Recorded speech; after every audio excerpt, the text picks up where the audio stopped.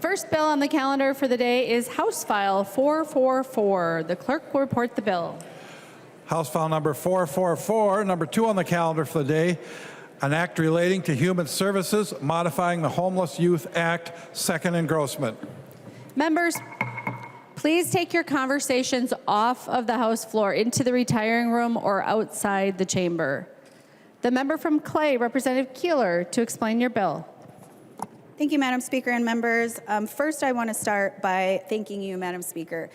Last term, you created a division that was dedicated to addressing the idea of preventing homelessness in Minnesota. And when we have leaders that deeply understand the need for that conversation, we make movements and we make changes.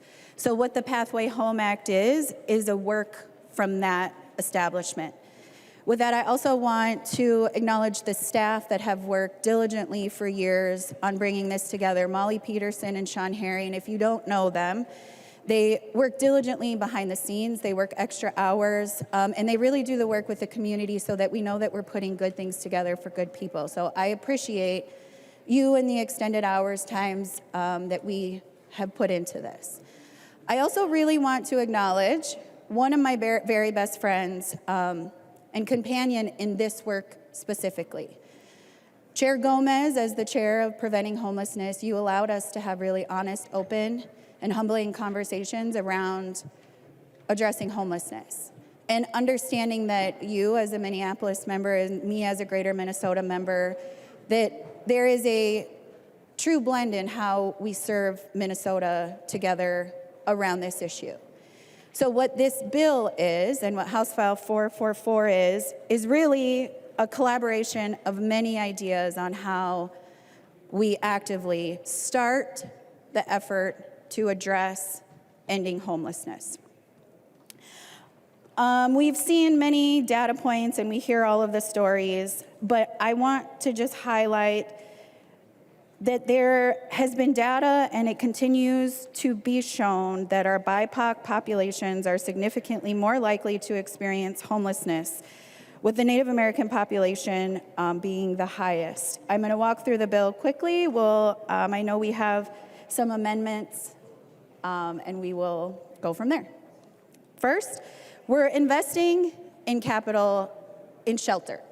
40% of that is designed to go to Greater Minnesota because we know, and we heard today earlier in committee, that individuals who end up in Ramsey or Hennepin County, anywhere from 30, 40%, even up to 50%, actually come from Greater Minnesota. And we know that the fastest way out of homelessness is around community that supports you and uplifts you. We have emergency services program. We can only do so much if we build the brick and mortar. We have to have the wraparound services. We talked today about how we have programs across this nation that are doing amazing work around wraparound services and having case managers available. There's an element of transitional housing because the number one question is, if we put people in shelter, how are we going to actually give them homes? And the transitional housing opportunity provides some of the skill set that we need to grow the knowledge to be homeowners and to make our time in homelessness short and brief. The biggest part of this that is really empowering is the investment and the increase in the Homeless Youth Act. We have kids that are dying on our streets on a regular basis across Minnesota. And the investment in that is the future in our economy and in our state. We also use a system that's the HMIS system, which is our systems database that tells us how well we're doing, what systems we're utilizing, how they're effective, and how we can connect other supports for the individuals that need the supports collectively. With that, members, we can move to amendments. There's an amendment at the desk.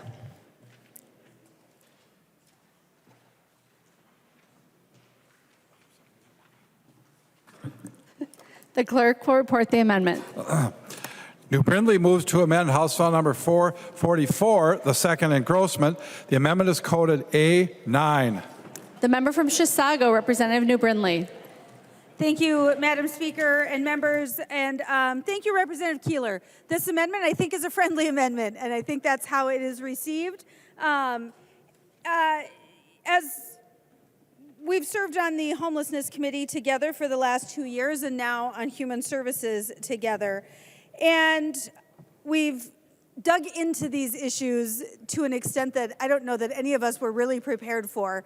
And we have a very different understanding. One of the things we learned is how much we didn't know about homelessness in the state. And there are a lot of different grant programs involved in the homelessness space. And that's what this bill is about as well. And I had a concern on the third page regarding the language that allows 100% of project capital to come from this grant money. Typically, that's an unusual provision. Typically, when we pass grant funding from the state level, from the general fund, we require folks to have some skin in the game, and we require there to be some matching grants. We didn't get entirely to matching grants on this, but we've at least made progress. So this amendment would at least make it so that grantees who have some skin in the game with just 10% of the project costs would be given priority under this language, and I would ask for your support of the amendment. There's an amendment to the amendment. The clerk will report the amendment. Keeler moves to amend the New Brindley Amendment to House File Number 444, the second engrossment. The amendment to the amendment is coded A10. Representative Keeler, to your amendment to the amendment.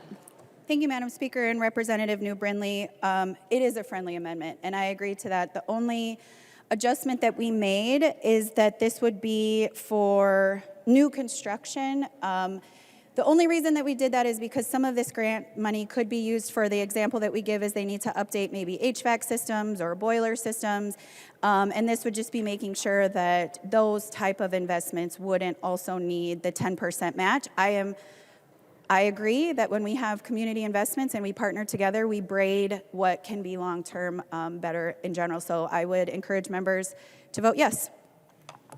Discussion on the amendment to the amendment. Representative New Brindley. Thank you, Madam Speaker. And again, thank you, Representative Keeler, for working with me. We don't see entirely eye to eye on the amendment to the amendment. I get that, but I do appreciate your willingness to have conversations and at least work with me and hear me out and do so really respectfully. So I appreciate that. So while my concern is that the amendment to the amendment really is limiting, and I think it effectively negates. I just think that the vast majority of this grant money is going to go into those existing programs or facilities. And so it probably is going to sort of negate the underlying amendment. So I won't be supporting it, but I completely understand the spirit in which it is given, and I appreciate the conversation. And so I will be voting no on the amendment to the amendment, but I understand where it's coming from. Thanks, Madam Speaker. See no further discussion. All those in favor of the amendment to the amendment, please say aye. Aye. Those opposed, please say no. The motion prevails. The amendment to the amendment is adopted. We are on the underlying New Brindley amendment. Any further discussion? Representative New Brindley. Thank you, Madam Speaker. While I didn't love the amendment to the amendment, it still makes the underlying bill just a little bit better. And frankly, if that's what we can do here today, I'm happy to do it. So I would encourage folks to support the amendment. Any further discussion? All those in favor of the amendment, please say aye. Aye. Those opposed, please say no. The motion prevails. The amendment is adopted. There is an amendment at the desk. The clerk will report the amendment. New Brindley moves to amend House File Number 444, the second engrossment as amended. The amendment is coded A7. The member from Chisago, Representative New Brindley, to your amendment. Thank you, Madam Speaker. We're just playing some musical chairs back here. So the A7 amendment is a little bit different. And again, we've spent a lot of time on the Preventing Homelessness Committee. But a frustration that my colleagues and I share, particularly on our side of the aisle, is that often we weren't focused on preventing homelessness. We were focused on dealing with homelessness once it was already occurring. And so this amendment would put some of the money for the building, that $150 million. It would make building of workforce housing an allowable use. I don't think it's news to any of us in this chamber that we have a major problem with workforce housing. This is affordable housing for folks who are not high income, who need access to housing that currently does not exist. And so this amendment would make that an allowable use. And I want to be specific. The reason I'm doing this is so that we can try to get to the root causes of homelessness. We have a lot of areas across the state, and I know that includes a lot of our rural areas, where we've got a chicken and the egg scenario, right? We've got businesses who are willing to expand or build in our areas, but they can't because they don't have workforce. And they can't bring in workforce because they don't have workforce housing.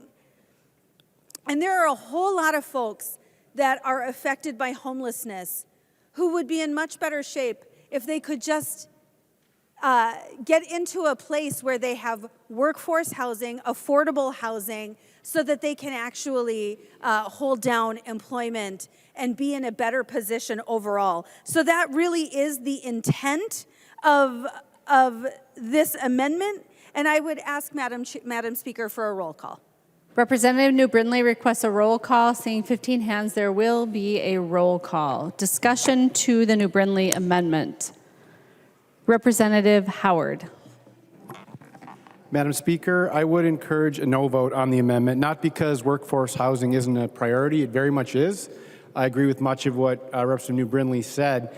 We do have a big crisis all across our state, in particular in greater Minnesota in workforce housing. It's an issue that we've been talking about a lot in our housing committee. And I think you can expect that the housing priorities moving forward will include workforce housing because, as you mentioned, it is very important. This really isn't the right forum. This amendment kind of turns DHS into a housing agency. It's not really the correct form in this bill, but it is a good priority. And I would hope to have some bipartisanship when we bring forward significant investments in this vein later on this session. But I'd encourage a no vote. Any further discussion on the amendment? The member from Isanti, Representative Johnson. Madam Speaker, members, Representative New Brindley, thank you for bringing this forward. Workforce housing is a huge issue across greater Minnesota. I came here actually a decade ago. We had workforce housing issues then. I had a company that's been looking for, at that time they were looking for 2 welders. They're now looking for 12 welders. When they find somebody that can actually perform the job, there's no place for them to move into to live. Because you can't buy a home right away. It takes months to actually purchase a home. We need to get workforce housing up in greater Minnesota so our businesses and our communities can survive. Inflation has been a big issue as well, making it even harder to get employees.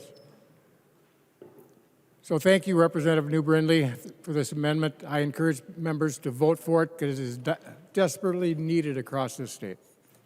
Any further discussion on the New Brindley amendment? Representative New Brindley. Thank you, Madam Speaker, and thank you, Representative Johnson and Representative Howard. I appreciate at least the acknowledgement that really this is a significant issue.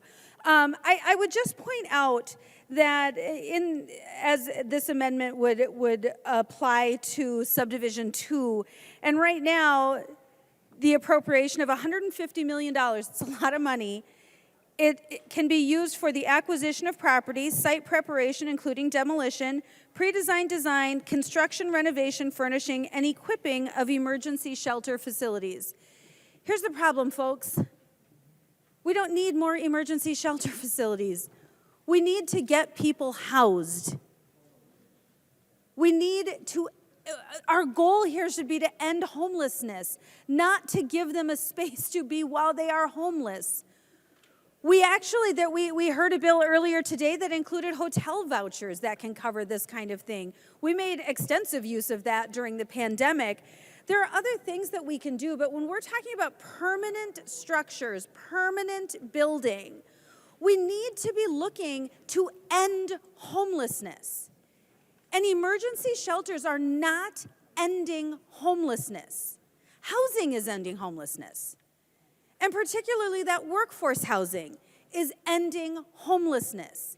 That needs to be our goal. I will tell you, we heard a bill earlier today in committee about Ramsey County, who frankly, and I've kind of been singing their praises for several years, because they've actually done a really phenomenal job throughout the pandemic and since the pandemic of really identifying how to move the homeless community in Ramsey County from homelessness to stability. And they've done a really phenomenal job of figuring out where to funnel folks to make sure that they are getting the services that they need. And they had a proposal earlier today that I think does a lot to actually attempt to end homelessness. And it also had some new programs, a pilot program that frankly I've been talking to them about for a couple of years that I think has real promise to do so. And this is the kind of stuff we have to be thinking about. We have to be thinking about how we are actually going to end homelessness. And as much as emergency shelter space is important and it's critical in the short term, I'm frustrated by that focus. Our focus needs to be long-term, stable housing, and we're just not getting there.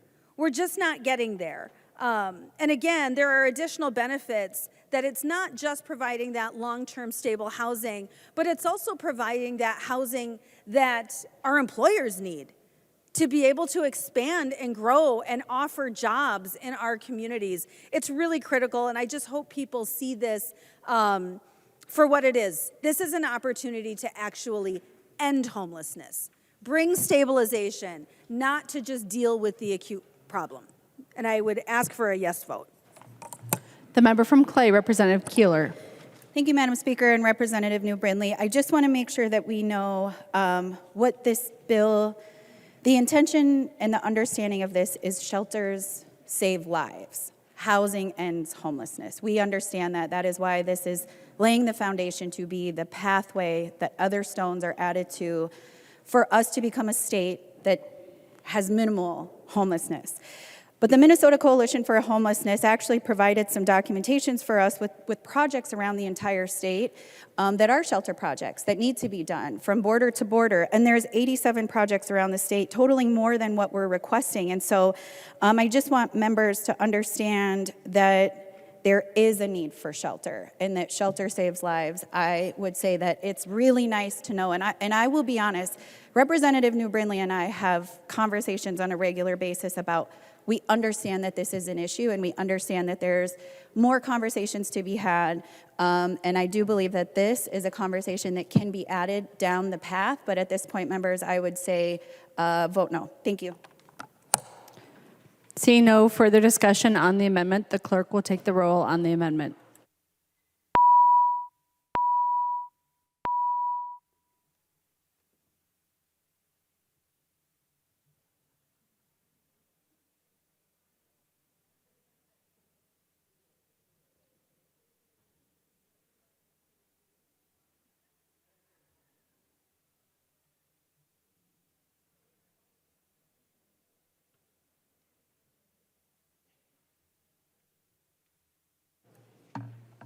The clerk will close the roll.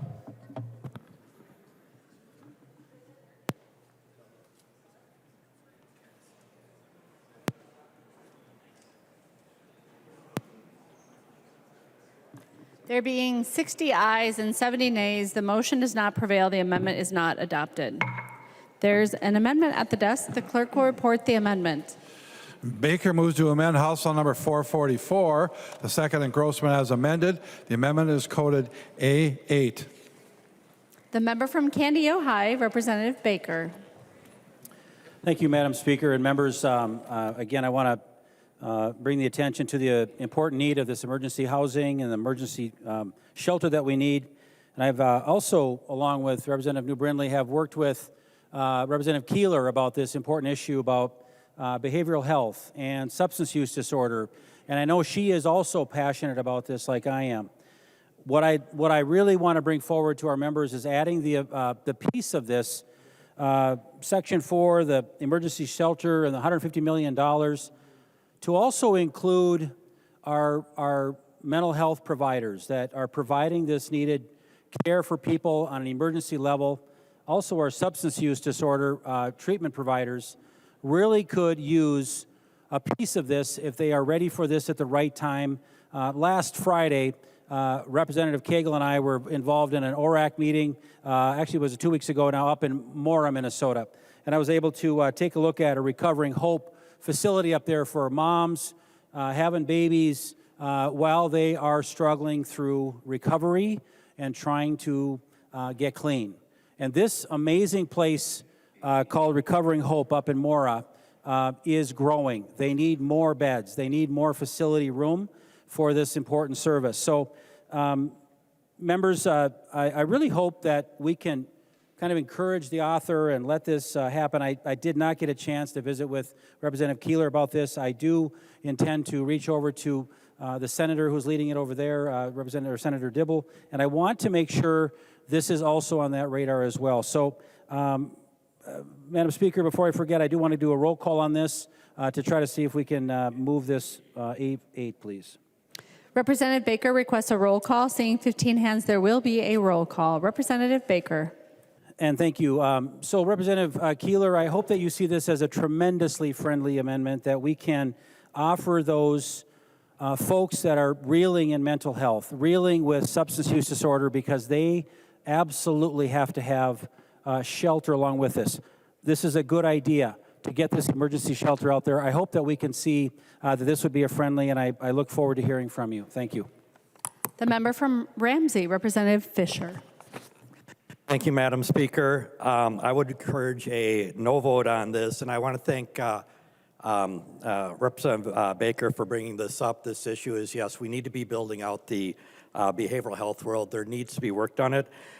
And I also know that in the shelter world, it's extremely important, because so often when we have people who are homeless, they're dealing with issues around substance use or mental health. And the most effective way that they can be treated is you've got a place for them to stay. And that's why we need to build out the shelter program. Too often, many of the folks right now are in camps. And the good thing is that for the shelter, we already have a shelter-linked mental health program that's out there. So having more shelter space gives more opportunities for that program to be able to continue. And I know where your heart is on this, Representative Baker. I know that we need to do work in that area, and we look forward to doing some of that in other areas as we go forward. So I would encourage you to bring that back in the future. But otherwise, right now, I'd ask for a no vote. Thank you. Further discussion on the Baker amendment. Representative Keeler. Thank you, Madam Speaker and Representative Baker. I do appreciate the ongoing conversations we have around harm reduction and making sure our communities stay safe. Again, one of the things I didn't say and I was going to say in third reading is that the Pathway Home Act is vetted conversations that we had out of our Preventing Homelessness Committee. The conversations that you and I have and will continue to have on this work, I'm absolutely committed to, because I do know that we sit at all kinds of tables together, whether it's human services, education, public safety, where we all have components of preventing homelessness, that even though I'm encouraging members to vote no on this, that I want to be very clear that that does not mean that our work in harm reduction in communities is not intended to go moving forward. Thank you. Discussion on the Baker amendment. Any further discussion? Representative Baker. The clerk will take the roll on the amendment.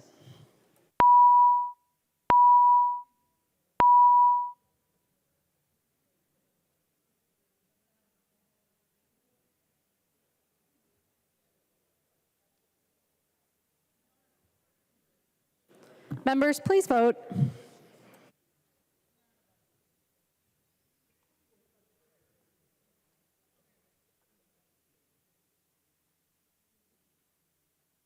The clerk will close the roll.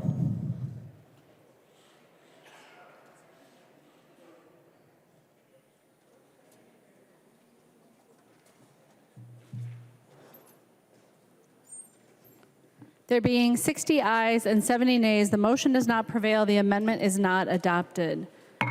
There are no further amendments at the desk. The clerk will give the bill its third reading. Third reading, House File Number 444, as amended. Third reading as amended. Discussion to the bill. The member from Ramsey, Representative Pinto. Thank you, Madam Speaker. And Representative Keeler, thank you so much for your work on this bill. When the Speaker put together the Children and Families Committee this year, it included the portions of the Children and Families Division within DHS, which includes the Office of Economic Opportunity and homelessness issues. And I'll admit I did not have that much background in that area. But what I know from a past hearing shared with Chair Gomez and then Chair Hausman, we had a tripartite joint hearing, Preventing Homelessness, Housing, and then Early Childhood Committee, about the impact of housing instability on brain development and on kids, and it is not good. I think it's the case, my Minneapolis colleagues can correct me if this is not true, but I think 1 out of 5 kids in the Minneapolis public schools experiences homelessness or housing instability. That has a major impact in those years and for the rest of life. And if we can get kids on a different trajectory when they're experiencing that trauma, and that, I believe, an adverse childhood experience and impact throughout the rest of life, that life is benefited, but all the rest of us are as well. So there could not be a more important investment that we could make. And the fact that we're doing this at this point in session and stepping out and saying that we're going to prioritize this area is so important. I'm grateful to have it be that Chair Gomez and then Vice Chair Keeler put this together and have kept on pushing now into this session as well. So we're able to take steps together to get every single child in this state off to a great start. And this is an important component of that. I urge a green vote. Thank you, Madam Speaker. The member from Hennepin, Representative Noor. Thank you, Madam Speaker and members. Thank you to Representative Keeler for really championing this bill. Members, homelessness is deadly. Recently, one of my constituents, Adnan, lost his life because he was homeless. I don't know if you've read the recent reports that indicate that a young person who is in age 20 has life expectancy like someone who's almost at 80 years old if you're homeless. Members, I think we have got the resources to house every unsheltered Minnesotan. I know we can do this, but often we don't prioritize those who need the most. For many of us who walk through our district, our city, and when we see individuals who are sleeping in encampments, along the streets, in the parks, in many places, we often take for granted. All of us have got a place to go, and I have a place to sleep and have that privacy, a place to call home. And yet, many of our residents don't get that chance to call a place a home. This is a pathway to home. It's not ending homelessness, it's reducing homelessness. With many of the individuals who are homeless suffer from diseases of despair and disconnection. They experience mental health issues. They experience substance use disorder. And quite frankly, some of the families, because of our economic system is rigged against them, they don't have income to pay their rent. More than 50% of Minnesotans pay more than 50% of their income just for rent. And they don't have enough savings just to pay for their regular rent and utilities, just to get by every single day. And especially when we talk about young kids, children, young children who are homeless. It's shame on us that we don't think about them. As a father of 4 young children, I can't imagine being homeless. It's not easy to send your kid to school knowing that they don't have a home to come back to. I think we can do better. This bill is just a starting point. Members, homelessness should never be helplessness. Homelessness should never be helplessness. Homelessness should never be hopelessness. We can lift everyone who needs our help today. We can support our constituents. If you haven't come to see those individuals who are in encampment in our districts, who not only come from our own area, but they come from everywhere, every corner of the state, because they're looking for a place and space to call home, and yet we haven't given them that option. This bill is an attempt to reduce and prevent homelessness. If you believe in the right thing to do, this is the right bill to support today. Members, I ask you to vote green and send a strong message that we are ready as a state, not only to reduce homelessness, in the long run, we will be able to end homelessness. Thank you, Madam Speaker and members. The member from St. Louis, Representative Olson. Thank you, Madam Speaker, and thank you, Representative Keeler, for bringing this bill forward and moving it early in session. I just want to speak a little bit to the needs in Greater Minnesota and in my community. We talk about a housing continuum of making sure we can move people from experiencing homelessness to wherever the end of that housing journey for them might be, home ownership or in supportive housing or wherever it might be. I also think about the people that aren't even quite on that continuum yet. In our community last year, there are 4 shelter beds for youth 18 to 24 who are experiencing homelessness. So what does it mean to be a youth in Greater Minnesota experiencing homelessness? It means you're finding place wherever you can. And we opened up a warming center in our community to accommodate for the lack of shelter, where technically you're not supposed to sleep. It's supposed to be where you are there, the lights are on all the time, you could come and warm up on a cold night. Last year, or this last year, we had 54 youth that visited that place because they had nowhere to go. We only had 4 shelter beds. And that means they're sitting in chairs, pretending like they're not sleeping, but trying to get a little rest. And often we know this is for our GLBTQ community members, youth of color. This is often where they find themselves. And it's no place for youth to be, it's no place for anybody to be. We need to make sure we have shelter capacity so that we can move people along that journey. And in my community, I worked at a homeless shelter, and we know on nights where we had to open up beyond capacity, I hope the firefighters aren't listening, but we would do it. And what it meant is we would do whatever it takes to make sure that we would have space in that shelter. And that meant thin mattresses that most of us wouldn't even sleep on camping would be on these floors. And they would be everywhere. And we would put people with high needs and high risk next to people that they couldn't even sleep because they just have to stay awake for their own safety, but needed somewhere to be. So when we talk about shelter needs in Greater Minnesota, we know that this is prevalent. In Northeast Minnesota, we have 1 shelter outside of the Duluth area to meet these needs that would right now be shovel ready and be able to expand and fill what it has.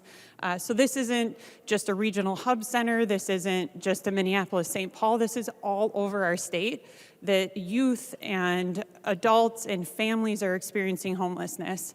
And so this would have that immediate ability to have the capital ready so that we could not only have the shelter, but we could have the supports people need as they make their journey, hopefully not staying long, but we need to make sure that we have the space for them now, because a warming center is no place for an 18-year-old to be when experiencing homelessness. I think about one story that sticks with me. When I was at CHUM, even though I didn't do direct services, my office was in the shelter, and we had these teeny little rooms that were about like the size of these desks here for families. When our family shelter overflowed to capacity, we'd have these teeny little rooms where we'd put families. I remember one day families were supposed to be gone during the day. We cleaned and took care of the shelter during the day, and I could hear these little voices from the other side of my wall. And I could hear these little voices chattering over there, and I thought, I don't think anyone's supposed to be in there. So I went and knocked on the door, and I looked in. It's a family of 4. There's mom, a dad, the 2 kids, on their floor in the mattress, just hoping no one would find them there, because they really have nowhere else to go. We don't have space. We don't have places to go. Even our overflow shelters are overflowing.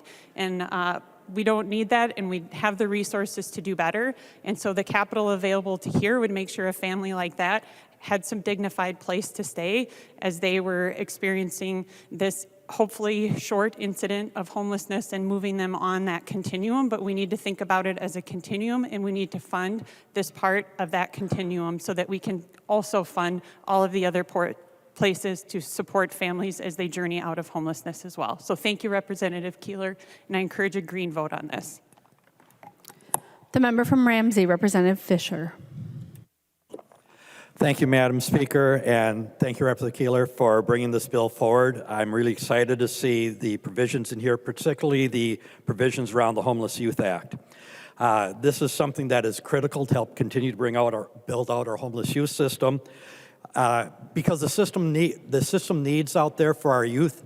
The youth have much different needs than adults, and we need to have the system ready for them. When you take a look at the statistics out there, over half of homeless adults experienced homelessness first time when they are at 24 or younger. And so it's really important that we have the funding out there to address the needs for the youth in our communities. Some of the things that we have to remember is that it was not that long ago we did not have the Homeless Youth Act out there. Back in 2007, it did not exist, and many of the youth shelters at that time struggled. I worked at one of those shelters at that time, and it was on the verge of where we might not make it, and that meant that would close and there would no longer be the beds there. Our shelter had gone from 20 beds down to 15, trying to make it work. During that time, some of the toughest things I had to deal with is realizing we could not provide some of the supports that the youth needed because the funds were not there. It was the difference between being able to pay the staff there or closing down. That's where we were. It was a tough time. And as a result, mental health services, being able to provide those supports, some of the case management support so they could be successful, were not as available as we would like to.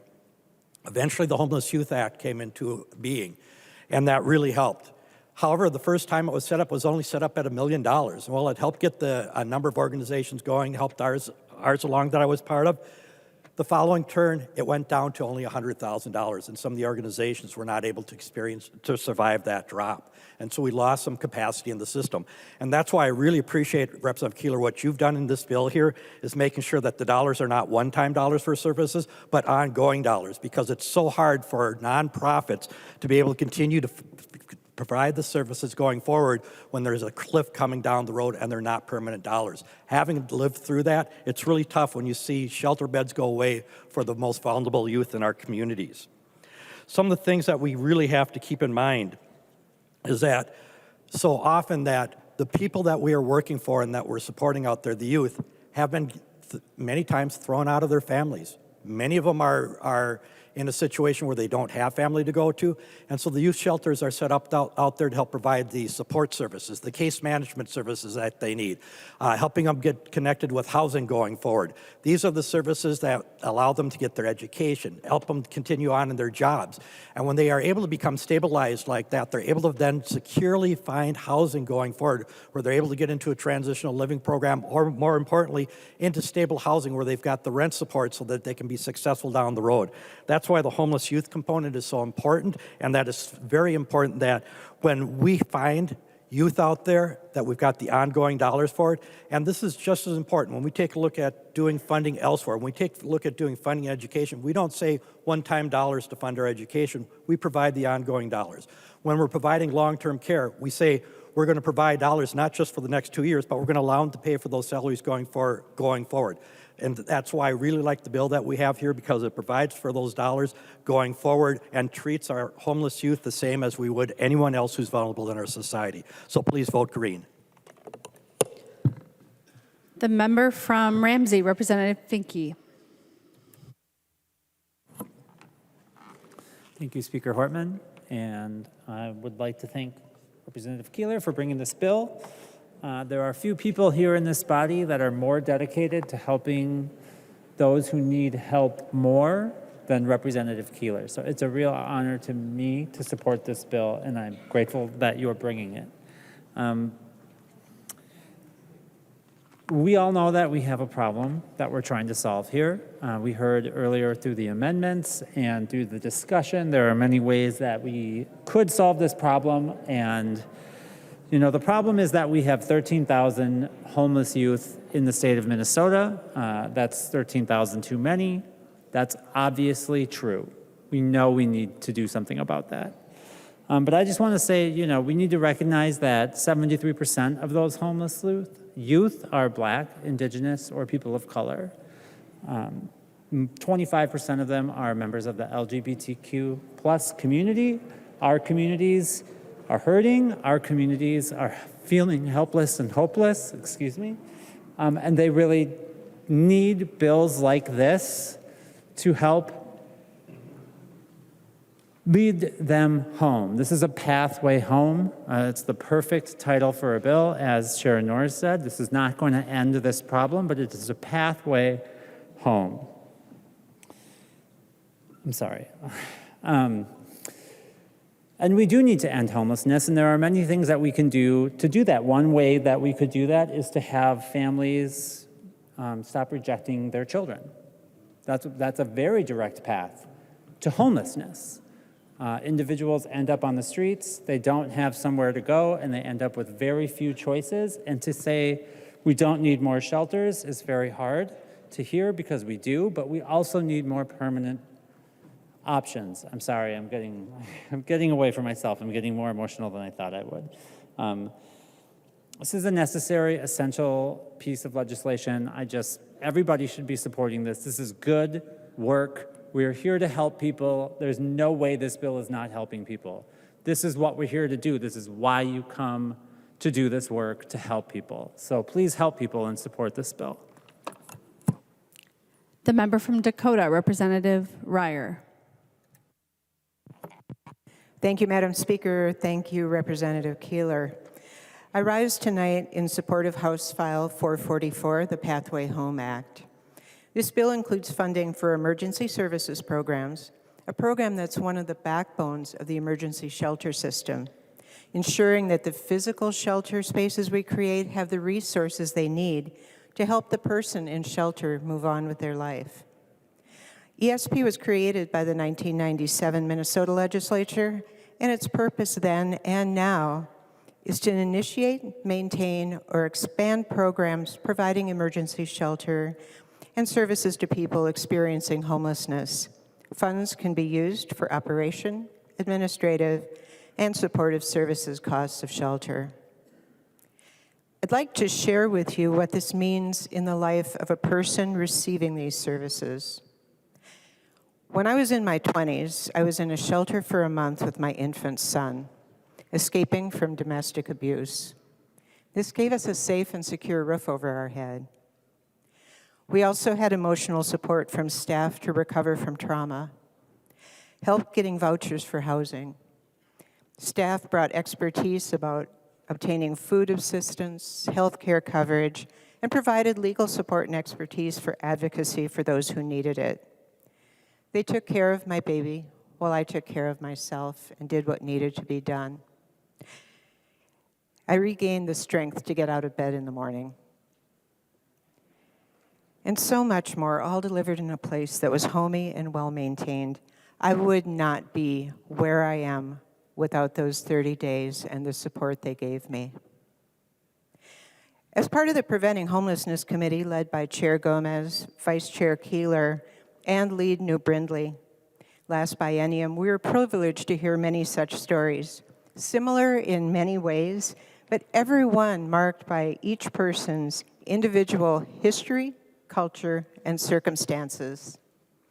We heard from Jason, who talked about services with the shelters he needed, helped him achieve sobriety, and become a mentor and support to others.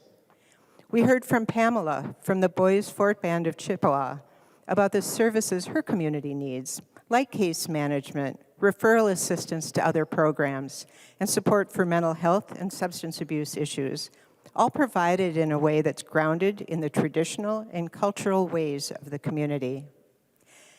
And Chris from Catholic Charities talked about how stable funding and investment helps build a shelter system that's a place where people want to work, where they can afford to work, and where then staff can spend more time and build trust with the people they're serving. That's the real beauty of the Emergency Services Grant Program, that it's a flexible program, adaptable to the needs of each community that uses it, no matter where they are in the state or the specific population they serve. It's a program that can create a system that's low barrier, culturally responsive, abundant in services, and emotionally supportive. These services are the lifeline that people in shelter need and that elevate the shelter experience into a step towards stability. I'm confident that all of us have the same goal of a shelter system that helps move people forward. We talk a great deal about our budget, forecast budget surplus, now more than $17 billion. When I look at this figure, I don't see surplus. I see underinvestment. Funding for this bill is just one way we can help bring our investment in our state and our people into alignment with our values. I hope you'll agree that passing the Pathway Home Act is one of the more important steps we can take. Please vote green. The member from Polk, Representative Keel. Thank you, Madam Speaker. I've not spent much time in housing and don't really want to speak about a whole lot, but all the conversation here makes me think about something that I saw happen quite a while ago. In fact, this young lady was probably older than my oldest daughter, so we're talking 25 years ago. Mom and Dad didn't come home one night. She was a sophomore in high school. And friends discovered she was home without a parents. She had a little brother. She made sure the little brother got to school. Nobody was aware of it. This is a small town, and a lot of things don't happen in small towns without somebody figuring it out soon. Well, as the school discovered what was going on, she even had a job. She worked at a local restaurant. We all loved her. It was great to be able to tip her because we knew she was working hard. We knew the family. I don't ever know what happened to Mom and Dad, and it doesn't really matter. But when the school discovered this high school student was trying to take care of her brother, fund her own food and care, social services stepped in. We didn't have any of housing or anything like that. We did have the care and share. But what happened was a classmate offered this young lady to come home with her. Social services said, you know what, we'll keep you with your brother connected, but your little brother will go somewhere else where he can get some help too, and care. And what strikes me as important, we can give housing to kids all day long, and some will do well, some will not. But what I saw in this young lady was the support system she also needed, and she got it. The family took her in. She still worked her job. They helped her. She ended up being Miss Crookston, very talented young lady. I don't know where she is today. I actually think she moved over to Representative Olson's district. I think she went to college at UMD and believes she's in that area.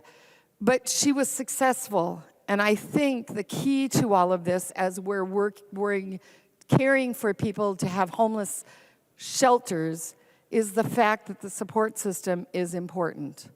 Yes, a warm bed, a house over your roof over your head is important, but food is important. Caring about that person and what's going on in their life is important. And I really think that connection, that human connection, is so very important to these young people. Somewhere something has failed. Maybe their whole family is struggling. But when we do these types of things, which I realize we want them to stay healthy and warm, I really think that it is important to think about other ways that we can help people. And I really appreciated how this family, it's not the only time this family has taken somebody in and helped them, and it's a wonderful project. But it wasn't a project. This young lady became part of their family. They keep in contact with her. And I just, in this case, mom and dad failed. And just think we really need to think about what we're doing. It's wonderful, like I said, to provide a shelter, but there's so much more going on here. And if we want them to be successful, I think we have to look at that too. How do we help people to be successful? Thank you, Madam Speaker. The member from Hennepin, Representative Howard. Thank you, Madam Speaker. Members, I really find that there's something perverse about having a $17 billion surplus while there's Minnesotans out in the cold who do not have a home. While we've seen family homelessness increase by more than 250% in the last year. Members, 20,000 evictions took place last year, numbers higher than pre-pandemic levels. And so this is a crisis. This is necessary to create shelters, to create places for Minnesotans when they feel like they don't have hope, when they feel like there is not a path forward. And I just want us to try to put ourselves in the shoes of folks that find themselves in this place. And what this bill does is says for those Minnesotans that you are strong, you are resilient, and that you have a path forward to succeed and to thrive. And it's why it's so important. It's why it will absolutely save lives. The other thing I wanted to say, members, is that our work isn't finished when we pass this bill. Yes, we absolutely need to provide this funding and do it now to provide shelter, but we can't create false choices for ourselves here. If we truly want to end homelessness and end children's homelessness in this state, which we absolutely can, it's an achievable goal, but it has to be yes and. We have to make sure that folks have the supports they need, but it means that we need to create rental assistance so families can stay stably housed. It means that we build more homes across the state. It means that we create pathways into home ownership. We need to see this as a path all the way from homelessness to home, a home that every single Minnesotan deserves. And the last thing I want to say is I have so much gratitude for Representative Keeler for being so dogged in making sure that not only that we pass this bill, but that we're here taking it up right now. And members, we need to pass this bill like yesterday. There has been a lot of conversation about the speed at which we're moving here. But I've been struck how much we talk about that in terms of kind of our under-the-dome legislative process. I'd hope that we would think about this in terms of what Minnesotans have over their heads. And every single Minnesotan deserves to have a home. They can't afford for us to wait. If we don't pass this bill and get this to the governor's desk and signed very soon, it's going to mean more Minnesotans are out homeless in the cold next winter.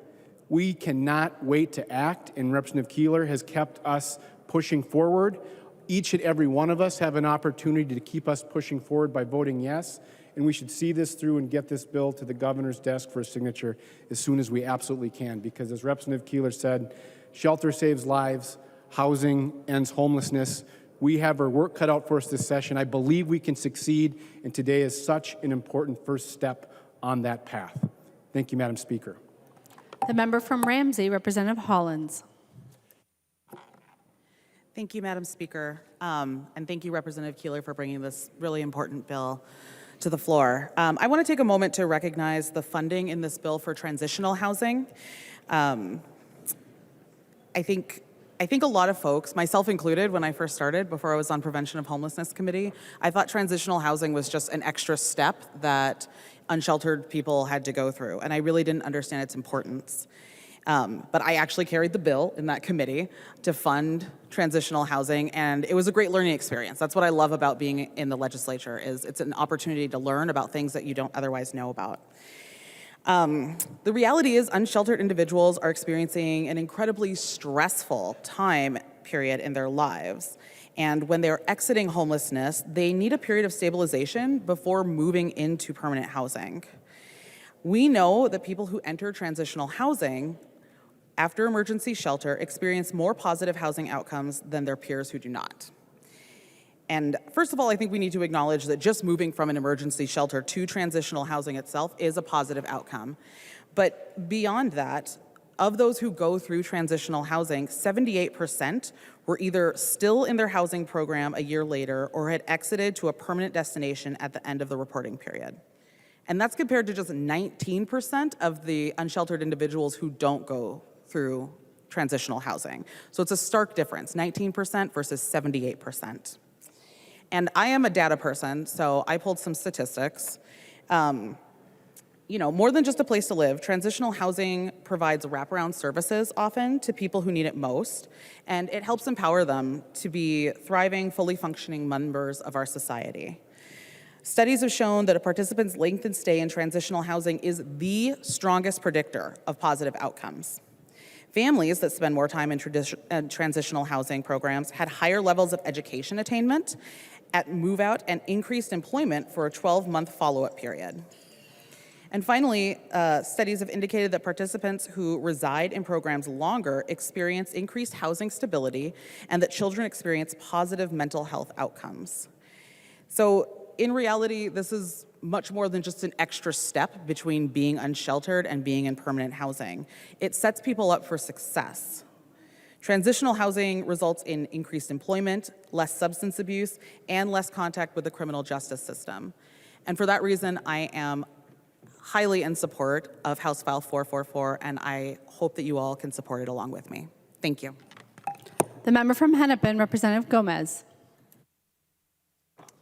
Thank you, Madam Speaker. So I've been thinking, I think, over the last few days about the Preventing Homelessness Division, and so in the summer of 2020, well, I guess, we were in the middle of COVID,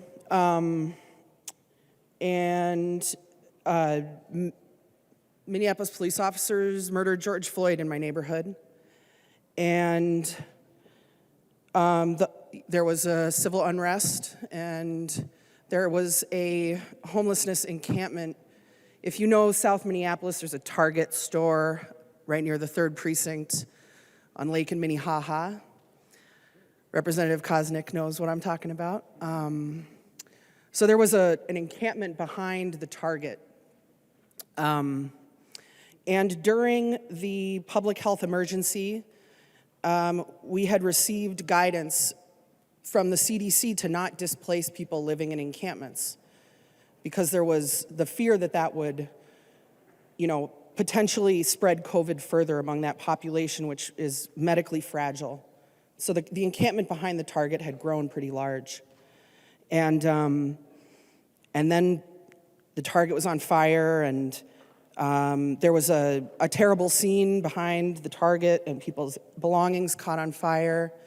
And there's it's an old railroad corridor that's now a bike path, and people took their things from that encampment behind the Target, and they moved down what we call the Greenway. And there was a hotel where people stayed for some time, where those people in unsheltered homelessness stayed for some time. During this time, of course, we were meeting every month.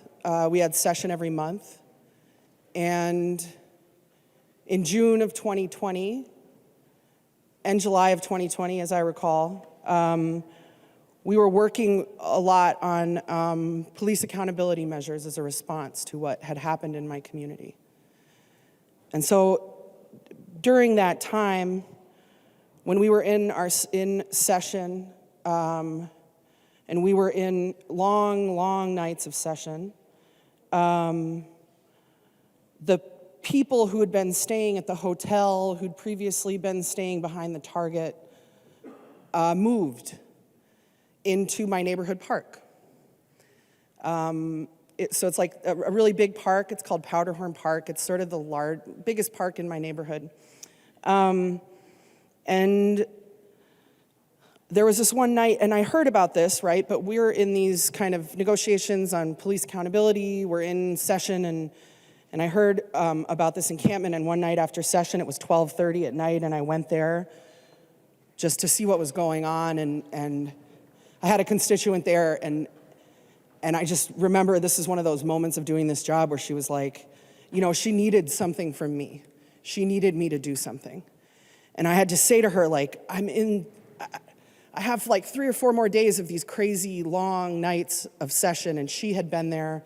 She was a neighbor. She'd been there working a food tent, our community really came together to try to provide, to help support what had turned into several hundred people sleeping in our neighborhood park. It was completely unsustainable. It was kind of like a wild scene, you know? And I went there this night at 12:30, and my constituent was like, what can you do? Like, what are you doing? What are you doing about this? And I had to tell her I needed a few days, and I remember this look of fury and disappointment in her eyes, and I remember she just turned around and walked away from me.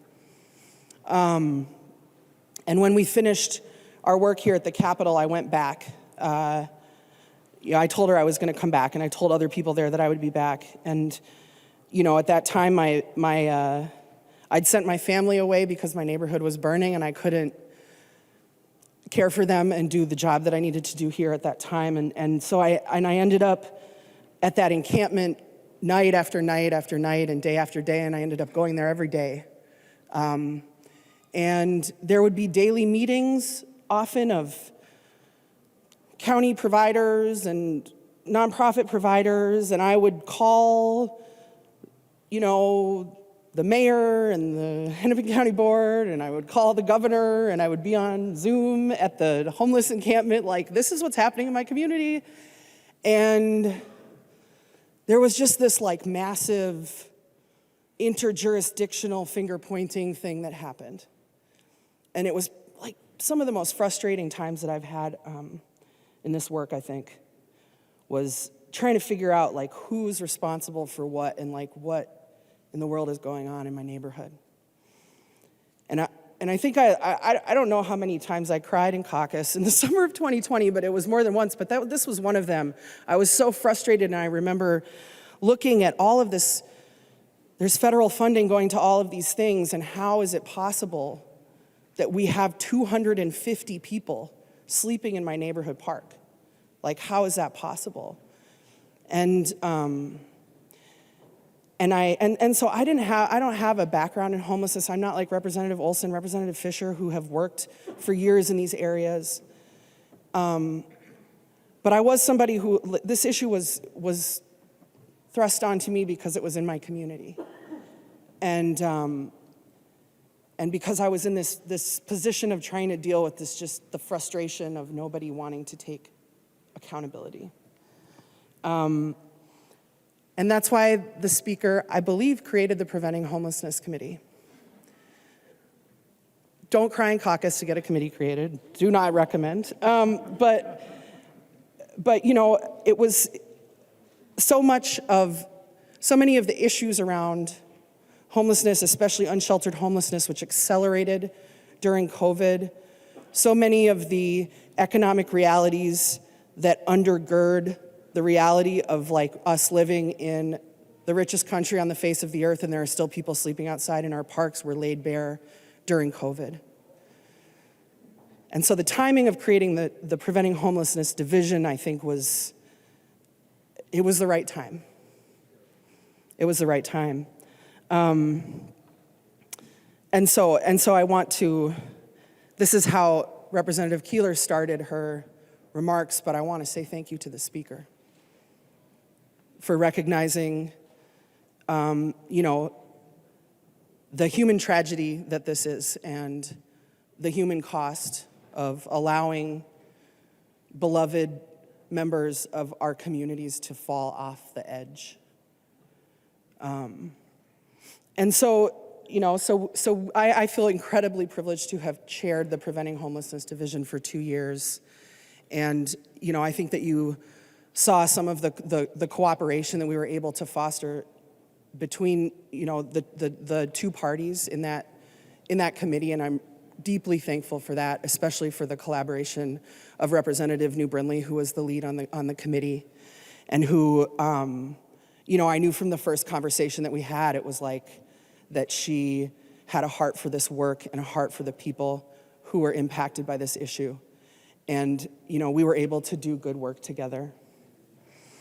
And, you know, Molly Peterson and Sean Herring, our incredible staff, who worked with us in the Preventing Homelessness division and have just never quit working and working and working and pushing this work. And so my gratitude to you.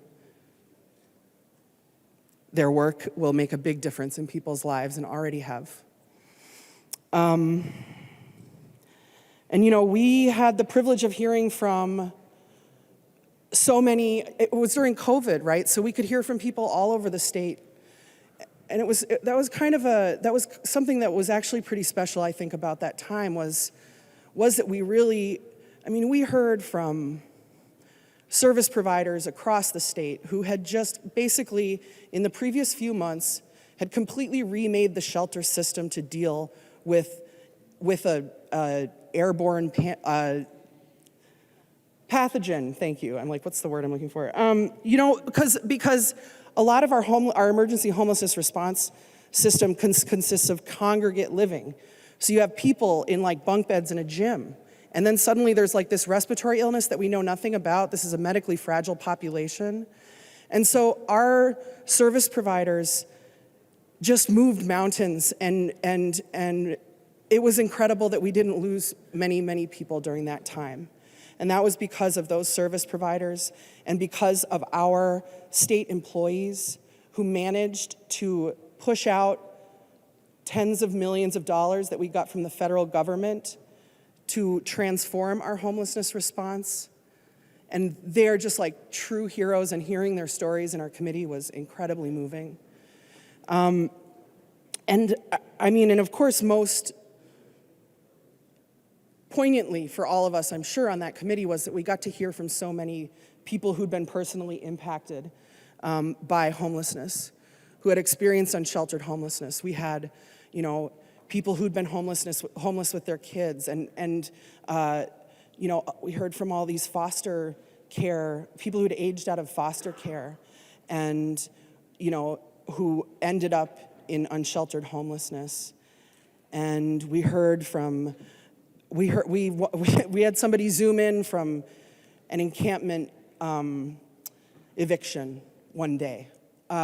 So, you know, we had so many people come before us and vulnerably share their stories and their personal experiences. And it was, you know, and we did a lot of work, and we put together this package. It's similar to what's in front of us today. And as you can imagine, when Speaker Hortman called me on the phone, and I think it was November, and asked me if I would be the tax chair, I was shocked. I was shocked, and I was incredibly honored, and I think I was like, oh, yeah, of course. And then I hung up the phone, and I was like, oh, my God, I didn't say anything to her about homelessness. And so I felt this, like, there was kind of these weeks when I felt this, like I had abdicated my responsibility, or I was like, well, how are we carrying this work forward? And so then to start session and have Representative Keeler, my sister, my vice chair, to step into this work and to carry it forward, and to do so with such tenacity and care and diligence, because you can hear she's had conversations with so many people who wanted input on this. And the way that she does her work, where she centers the people and she shows up early and she stays late, is just such an inspiration to me. And so, you know, Representative Keeler is finishing this piece of business on behalf of the Preventing Homelessness Committee, and we thank you for that. And I just want to also say, you know, my gratitude to Chairs Newer and Fisher and Pinto, and to our caucus and to our leadership and to our partners in the Senate for continuing to carry this critical piece of our work forward. And I look forward to passing it. Thank you, Madam Speaker. The member from Hennepin, Representative Hornstein. Thank you so much, Madam Speaker and members. Thank you so much, Representative Keeler, for bringing this absolutely important, crucial bill that will make such a difference in people's lives. And I just wanted to briefly mention and Representative Hollins, thank you for your wonderful talk about transitional housing, because there's a piece in this bill around that I think is so critically important. And I talked about this a lot in the Preventing Homelessness Committee over that last biennium, and I mentioned this in Ways and Means. I just want to share quickly with the body an example of what I think we are talking about and why it's so successful. It's called the Steve O'Neill Apartments in Duluth. And Steve O'Neill was a dear, dear friend of mine, really a mentor in life as well as teaching me community organizing. And when he passed away, a group that he was involved with in Duluth called CHUM, which stands for Churches United in Ministry, was able to use a variety of state and local resources to build an incredibly successful transitional housing program in Duluth named after Steve, the Steve O'Neill Apartments.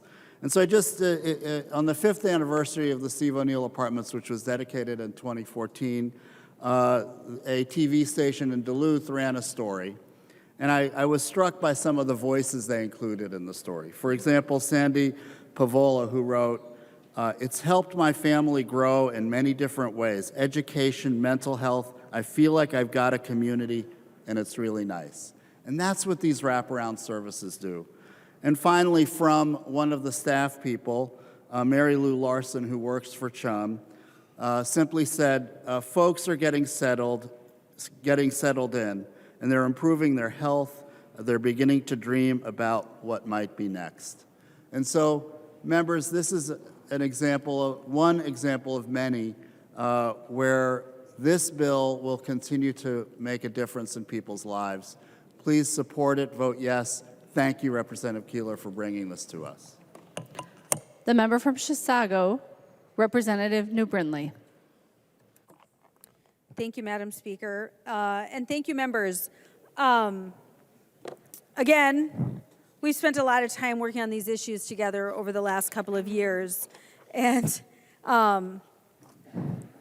so it won't come as any surprise to anyone that I have some concerns about what we're doing.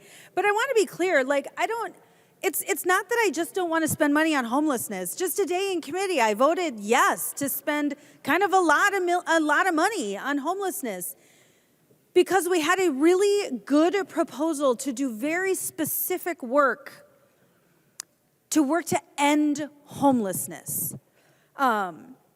So I certainly do not approach this as someone who doesn't think this needs investment. I think it does need investment. But this bill is frustrating to me. As I go through the spending in the bill, you look at the emergency services grants.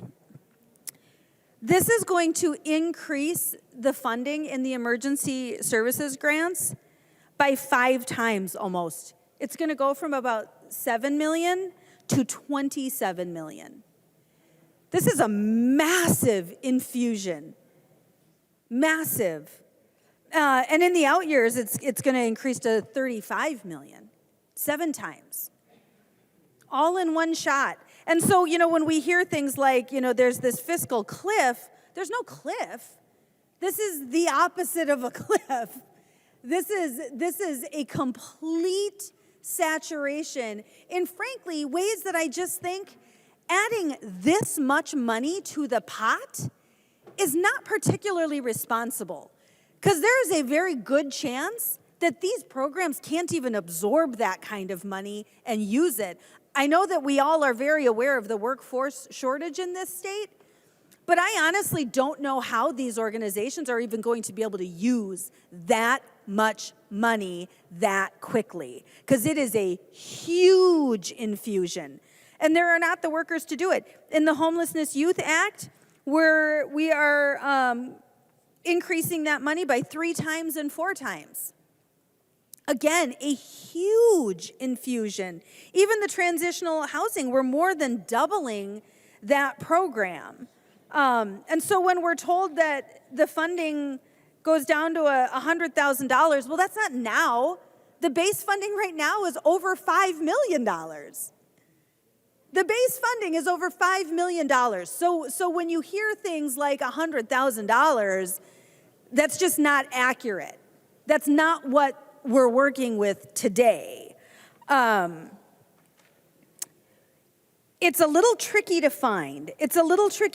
But nonpartisan staff put together some numbers for us. And it's tricky to find because spending on homelessness falls under several different jurisdictions, lots of different pots where this money comes from.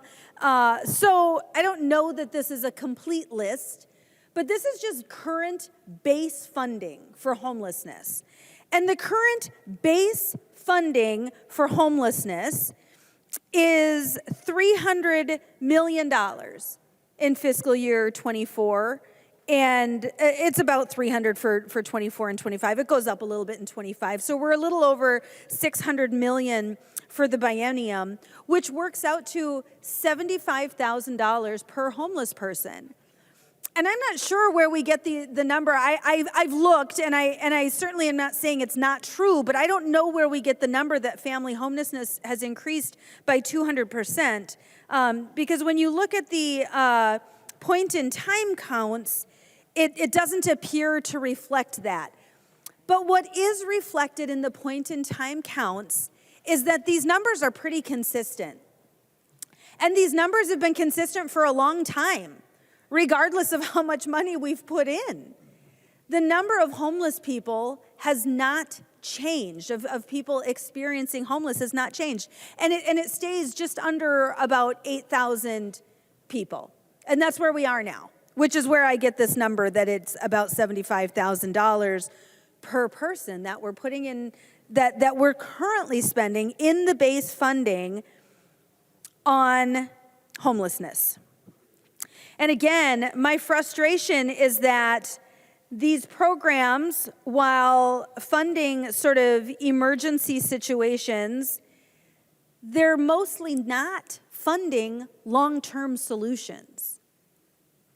And in fact, you know, I'm someone who listens to a lot of podcasts, and most of them are not things that affirm my own beliefs. I try to listen to things that challenge me and make me think a little bit differently, because I think that is helpful. And but I was listening to something on homelessness and the problems that we have in the system, and the problems that we have. You know, this particular thing that I was listening to was talking about the problem that we have in funding this homeless industrial complex. We're doing a lot of funding to support homelessness as it currently exists. And we're not funding here to change anything. None of this funding goes to change things. There's actually one thing in here that is new and a little bit different, and it's a $2 million grant for the chosen family grants. That's the only thing that's a little bit different in this. And that's concerning to me. This is over, how much money is this? Over $300 million new spending? 353, almost $354 million in new spending, but there's no changes. We're not trying to do anything differently. And frankly, the one thing we're doing differently, and I know, Representative Keeler and I have had a lot of conversations about this, is actually something I'm concerned about, and it's these chosen family grants. While in theory I love it, I suspect a lot of us have situations where we know, either within our own families or families we know, who have taken in what we call them stray kids in my house, right? And my family took in a lot of stray kids, and in fact, I'm still very close to some of them this day. I think of Ted particularly, who lived with us when I was in high school, and I mean, he's my brother. I think of him as my brother. He is my brother. He comes to all my kids' events, and I go to his, and I mean, they are chosen family. Ted is my chosen family. So while I understand the intent, I'm really concerned about inserting the government in the middle of those relationships. We've seen frankly, throughout the centuries, if we want to look at history, things tend to go badly when we insert government into them, particularly philanthropy and charity, and frankly, just serving our fellow man tends to go badly and decrease when we insert government into the middle of those relationships. I think it's a problem. So once again, we're spending $354 million today, but we're not changing anything. We're propping up an existing system that's not working for the most part. Again, that point-in-time count stays consistent. It's just under 8,000 and has been for years. And so while we move people in and out of homelessness, we're not solving the problem. And I've been so frustrated this year. I'll be honest, for the last 4 years, we've passed a lot of things out of this chamber. And I've said this to a lot of folks lately. I'm sure people are getting sick of hearing me on this. But for the last 4 years, we've been passing bills out of this chamber that were very ideologically driven. And I get that. That's what we do here. But I kind of assumed that when these bills could actually become law, that we would try to do something differently. That it wouldn't just be ideological, but that we would try hard to work together and fix problems. But instead, I feel like we're seeing, and again, I do not want the bill author to think that this is directed at her, because I know her intentions, and I know they are good. But this bill feels like a long line of bills where we're putting in money, but we're not actually changing anything. And it feels kind of like a lazy way to legislate to me. I mean, like I said, a couple of weeks ago, we put a lot of money into these stabilization grants that aren't stabilizing anything. And today, we're putting a lot of money into homelessness programs that haven't reduced homelessness. It's frustrating. $350 million. And that puts our total spending for the biennium so far, what we've passed out of this House chamber, this will bring us up to about $2.5 billion in spending. $2.5 billion in spending out of this chamber. And I can't think of anything that's really changed anything. I can't think of any of the money that we've passed that's really changed anything, that's actually solving a problem. We're putting more money into systems that are not working. Folks, we need to get creative. And again, there are ways to do this. I would hold up Ramsey County and the city of St. Paul. They have done a phenomenal job. They are solving problems. And they're doing things differently. They're doing things differently.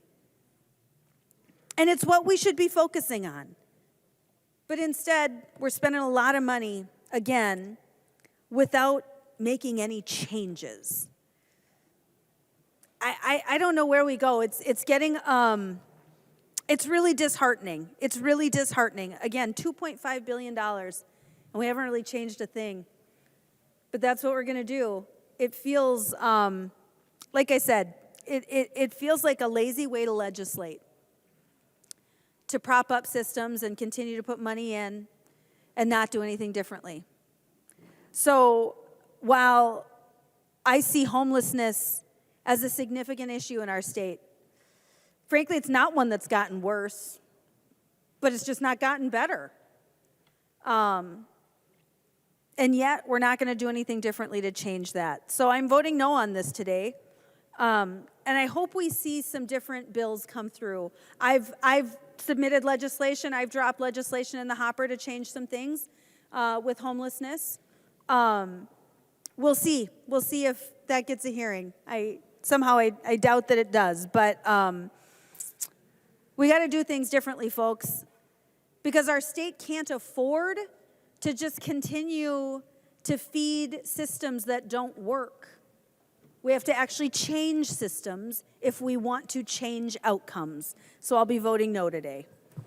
The member from Olmsted, Representative Quam. Thank you, Madam Speaker and members. Billions of dollars of surplus. 10, 12 years ago, and some of us are still here, we had billions of dollars of deficit. We worked really hard for solutions and really hard when we did our bills. We've got billions of dollars of surplus. So it's easy. We throw money at it. But I'm not here because I want the easy. I'm here to find solutions and to work hard to get those solutions and solve. Because we throw billions out there the easy way, we don't solve a thing. We're here to solve, not to feel good because we have all this money we can throw at something. We need to roll up our sleeves, do the extra work, solve and improve. So, yeah, there are some things that I look back fondly in those tough times because both sides of the aisle came together, worked to find solutions, and did our fiduciary responsibilities to the state in a prudent way, and we made things better. Now, it's tougher on us because the easy way is just throw money at it.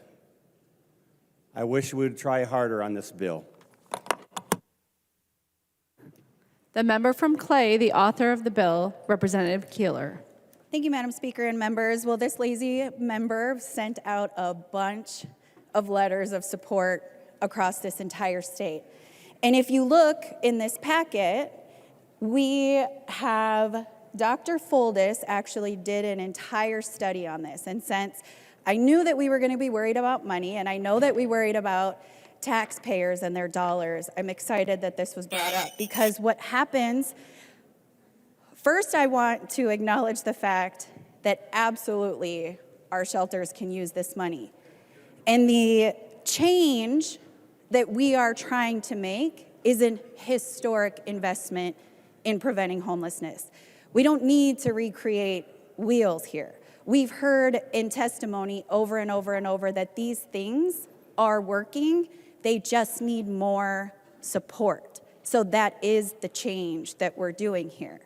I want to be very clear, and I'll read this to you, parts of it. So Dr. Foldis did a study with youth in Minnesota, 1,451 of them.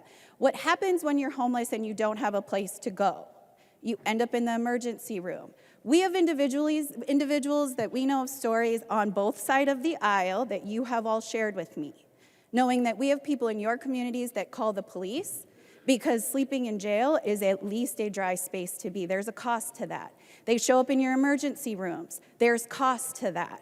They show up in other spaces. So if you read this and you understand how this works, it says total taxpayer costs for supporting this cohort for 1 year was nearly $30 million, or more than $20,000 per person. The estimated lifetime burden to taxpayers for supporting this cohort is over $447 million, or nearly $300,000 per person. The cost for 1 year for this cohort on taxpayers was $22.1 million.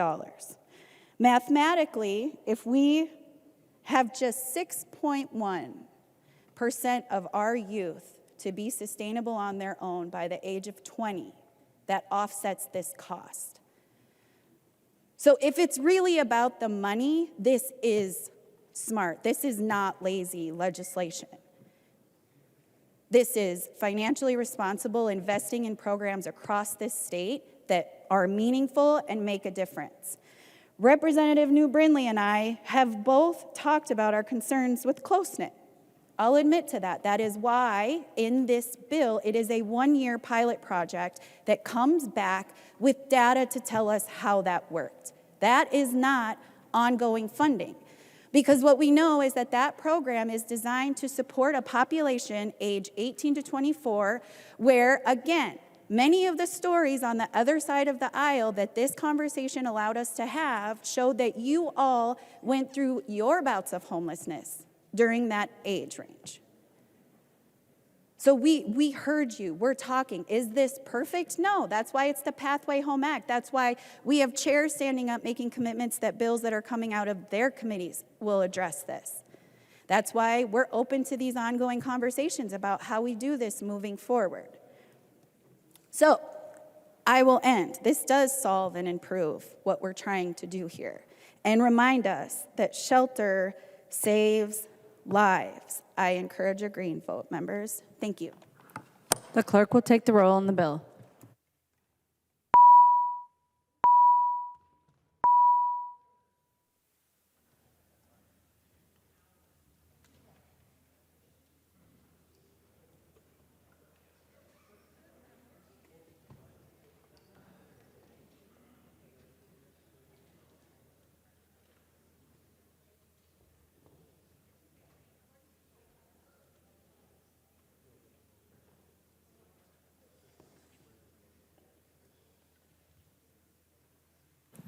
Members, please vote.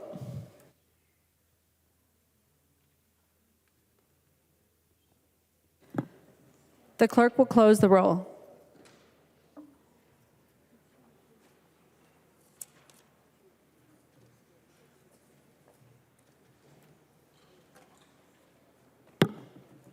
There being 73 ayes and 57 nays, the bill is passed as amended and its title agreed to.